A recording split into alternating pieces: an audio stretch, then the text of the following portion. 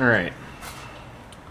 So I soldered new wires onto those tails, used heat shrink to insulate them. I preserved the rubber grommet, or the plastic grommet that was on this motor casing. And I slipped this back on, and I clipped the two clips in on the brush holders. So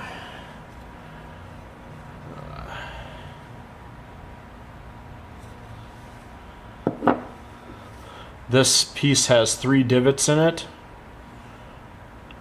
So there's 2 for the brushes and 1 for the grommet. We need to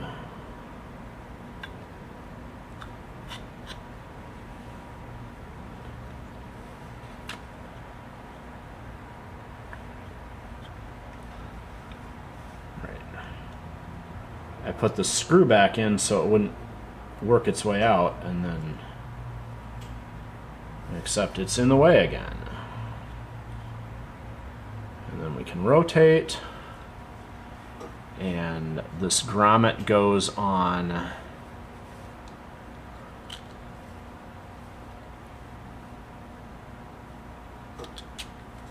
the casing here. There we go. We're going to look down in there and make sure that none of our wires are poking in where the commutator goes. But this is back in place. And then take our 2 7/32 nuts and drive those down. And now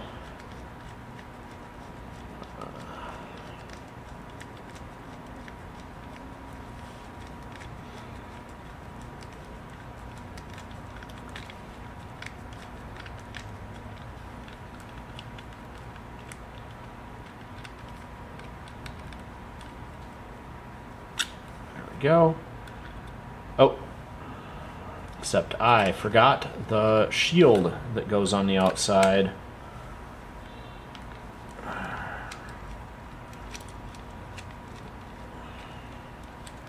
There's this fan shield bracket.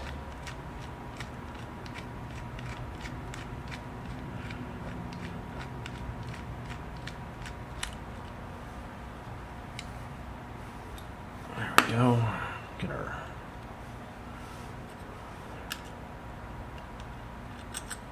there.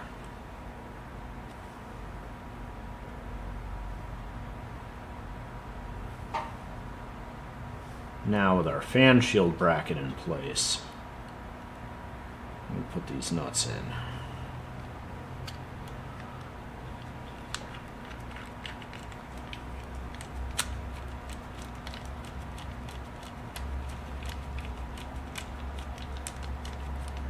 Clearly, the original assembly of this had a very, very thin wall socket, because this driver is not particularly thick, but it is not the absolute thinnest wall that any 7/32 socket could be, and it kind of gets stuck in there and jammed a little bit. Alright. Okay, those are both in there snug-like.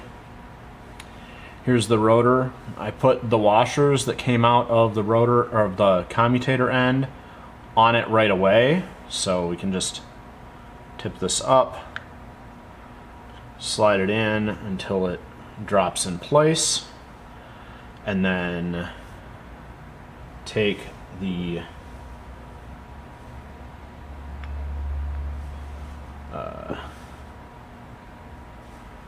washers that were kept in careful order for the fan end.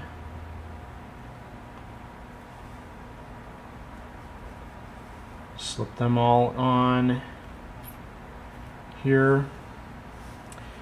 And then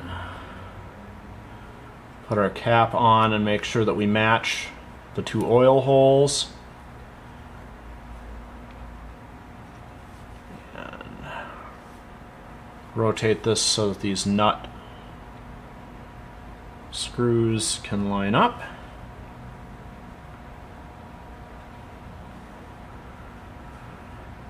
And that is the motor rewired, and we'll grab the lamp and rewire that. Once we have both of these rewired, we will assemble them to the socket. And okay.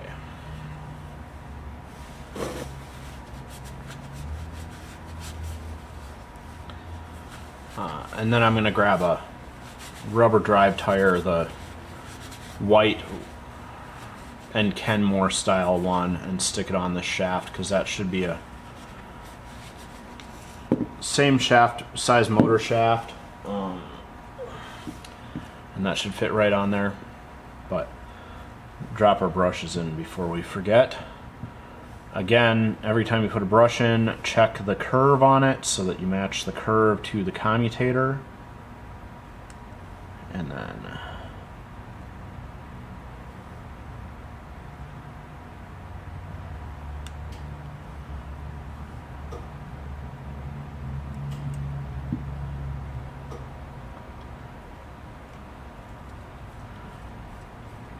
that in place.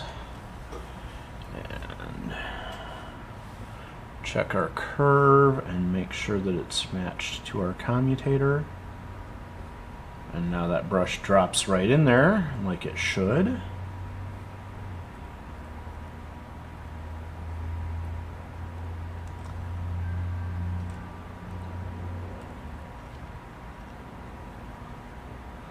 Oh yeah, these brushes were barely worn at all. They were immediately over oiled and got stuck in place.